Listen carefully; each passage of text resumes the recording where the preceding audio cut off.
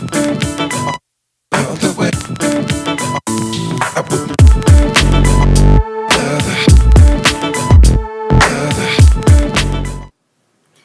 Hello there, this is your girl Nye and this is the core of me. Welcome back to my channel.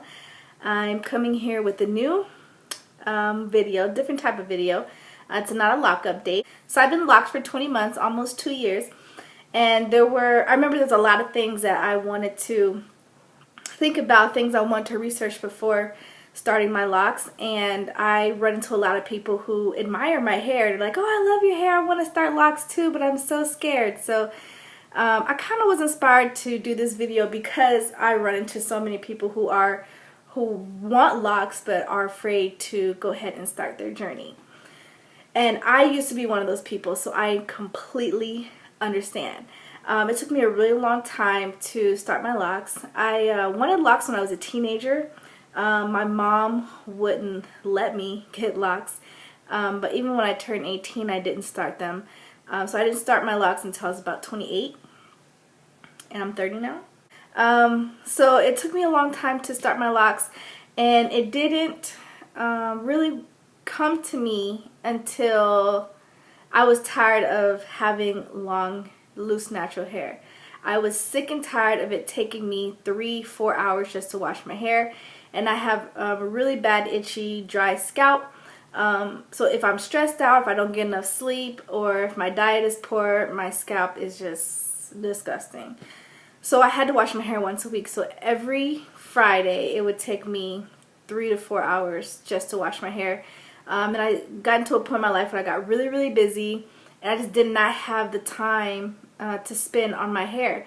And I was neglecting my hair. My hair was in buns and in a big puff ball the majority of the time. And I wasn't enjoying my hair anyway. So then I decided to cut it off. So I cut off all of my hair, and I had about 3 or 4 really cute short hairstyles. I've had a mohawk, a curly mohawk. I've had shaved all sides with the top long. So many different types of haircuts. And then I decided I wanted to grow my hair back again. But I knew for sure that I did not want to go back to having to spend 3 or 4 hours just to wash and style my hair and not have the freedom. So I decided I wanted to go ahead and start my locks. And I absolutely love my locks. OMG. I wish I would have done it a lot sooner. It's me. It's carefree. It's easy, it's simple, and I can do whatever I want, when I want, and how I want to do it.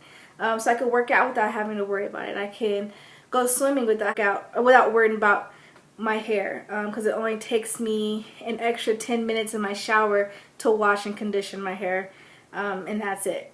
So I do have a little list on my phone of things that I want to talk about. So let me get to it. So the first thing that I hear a lot about when people are afraid to start their locks is because they said it's too permanent. They don't want to do something to their hair they're not sure they're going to like.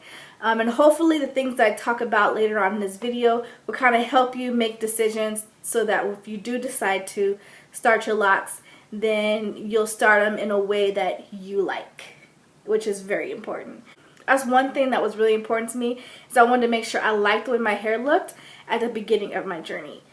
So that way my lock journey is painless. My lock journey was painless because I started my locks in a way that I still felt cute, which are 2-strand twists. So I 2-strand twisted my hair, and which I have, actually I have a really cool secret on how to get your 2-strand twist to look really awesome. Which I might do in a different video. If you're interested in that, go ahead and comment in the comment section below, and I might do a video on that. Started with 2-strand twists because I love the way 2-strand twists looked. So my journey was, painless as possible. And I actually wish that I still had that 2-strand twist pattern in my lock, because I've seen other people who start their locks with 2-strand twists still have that 2-strand twist pattern, but that did not happen for me. Literally, the 2-strand twist pattern pretty much disappeared. Like, you can barely see it. It's gone. Now I'm going to talk about either to palm roll or to interlock. Now I interlock my locks. I've interlocked from day one. I don't interlock that often. Often I only tighten my roots every 8 weeks to kind of give my locks a chance to kind of lock on their own a little bit on the roots. So all I'm doing is just kind of cleaning up the parts and tightening them a little bit more by the time I'm ready to interlock. So I do that, and I try to palm roll a couple times, just like the locks. If I'm going somewhere really nice, or if I have an event to go to, then I will palm roll these in the front. I just interlocked my hair yesterday. I will palm roll the front so that it doesn't look jacked up. So I have a little bit of experience with palm rolling. So the reason why I interlocked is because of my bad scalp. So I have a really dry, itchy scalp, so I need to wash my hair at least once a week. So especially if I work out a lot, then my scalp is even worse.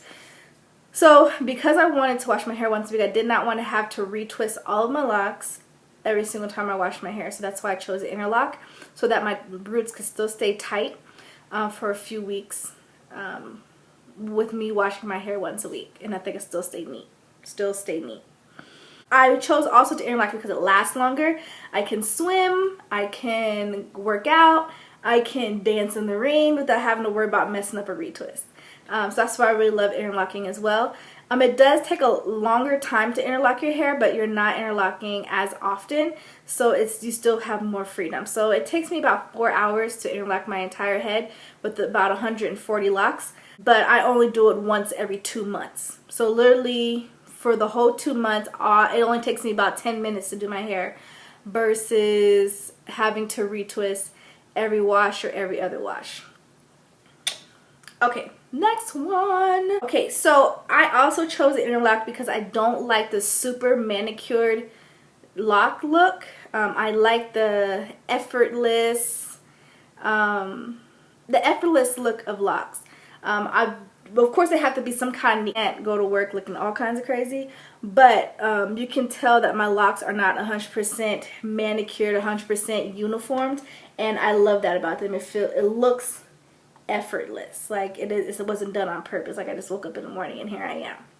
So so if you're looking for that super manicured look, then you're probably going to want to palm roll your locks so that you have that super uniform look. Because even my locks, all of them are not even the same size.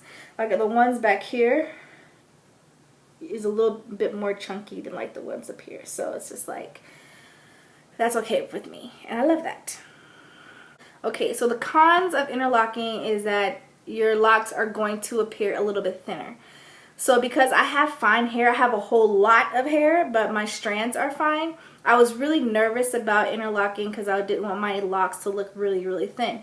So there's this one method I really found on YouTube, and I don't remember what video it was, but they used the diagonal method of parting. So if you look at my parts, you'll see that it's been parted diagonally, and so that way your locks fall in between each other so that you don't see a lot of spacing. So, so you can see that diagonal part.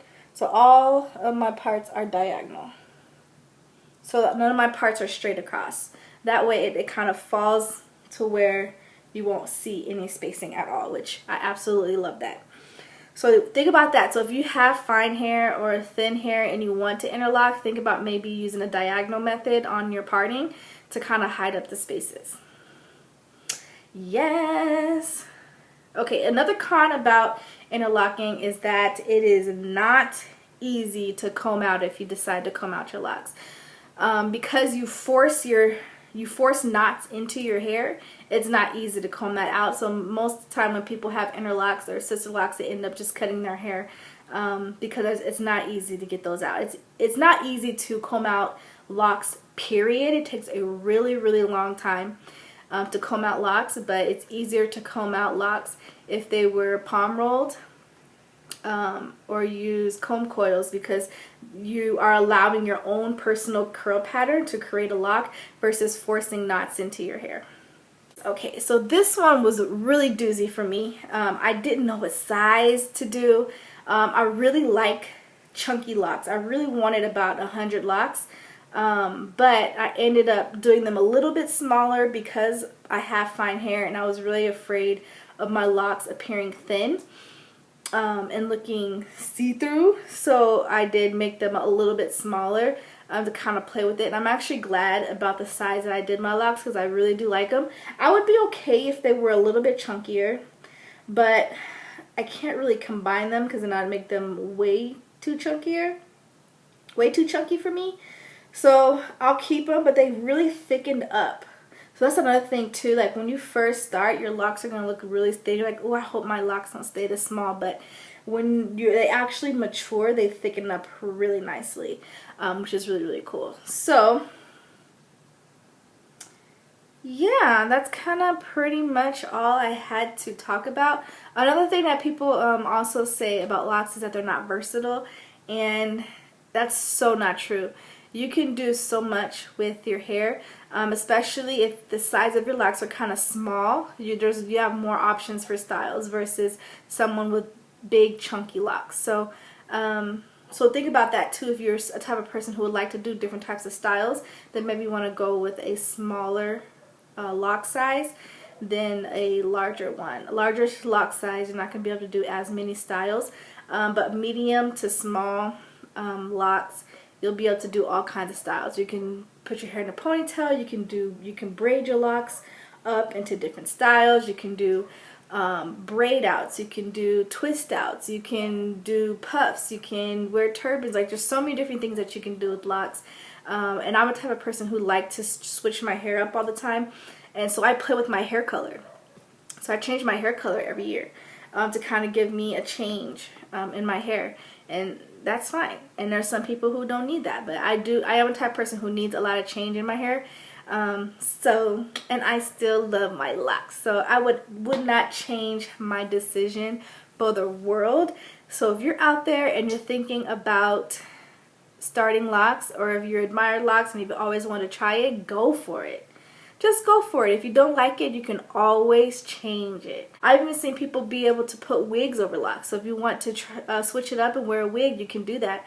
You can braid your locks down and put a weave on it if you want to. Just do it. But you're probably not going to want to, because there's no need to. Like, there's nothing to protect. There's nothing to hide. You don't have to get yourself a break from your hair because there's nothing much to do to it. And I absolutely love it. I love to brag about it too when I'm with other girls who are natural and they're loose natural, and I kind of make fun of them all the time because I absolutely love locks, and I understand their struggle because I've been through that struggle the majority of my life. I've only been locked for almost 2 years, so 28 years of being a loose natural, and it's tough. It's a struggle with loose natural hair, and I completely understand, but right now I'm absolutely loving my locks. So please let me know what you think in the comment section below. Let me know if you're going to start your locks, or if you did start your locks already, what are your plans on how to maintain your locks? Are you going to retwist, not retwist, freeform? Let me know. Alright, talk to you guys later. Deuces. Thank you so much for watching my channel. Please don't forget to subscribe if you want to see more from me. Thank you so much and have a great day.